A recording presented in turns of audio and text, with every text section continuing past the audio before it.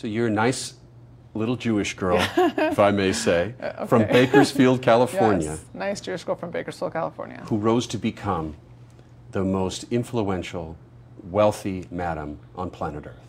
Correct. My business was called Nikki's Girls, and I operated Nikki's Girls for 8 years. And what kind of girls were available through your service? I only worked with famous women, Penthouse Pets, Playboy Playmates, porn stars, actresses, models.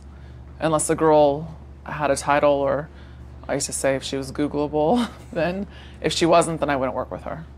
How did you convince these girls who had been in the pages of Playboy magazine, Penthouse, to become one of Nikki's girls? Well, I offered them a lot of money. And then I would tell them about some of my clients. You know, some of my clients were very famous. Others were, you know, very famous in the business world. I would encourage them, look, this is a once-in-a-lifetime opportunity. This guy could really like you, could really fall for you, and you know, you could have a real Cinderella story. And if not, I have 100 others just like him. So for some men, this was like a shopping catalog. Correct. They'd go through the pages of Playboy magazine. Yes. They'd see some really attractive young woman, and they'd call you up. Right. And generally, how successful were you in finding the girl of that man's dreams? Every time. Were you implicit in the suggestion that there would be sex involved in this? I never discussed sex with the girls or the clients. What I was being paid for was an introduction. So in your mind, was this literally not prostitution? I never considered it prostitution. I thought these people were very fortunate to have somebody to put them together, and that naturally there would be an attraction and sex would occur. And it almost always did. And you became a millionaire from this? Yes, I made over $20 million.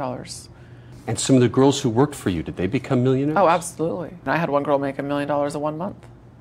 And would they sometimes provide transportation, a private jet to fly them wherever? Yeah, they would fly them on their private jets. I had a tobacco billionaire who had a private 747. He would pick the girls up and fly them.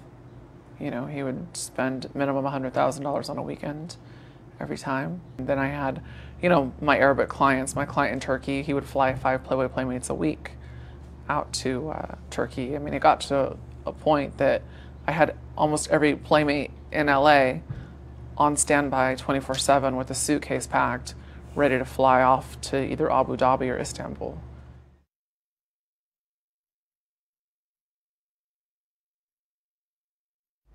What was it like for this to all come crashing down?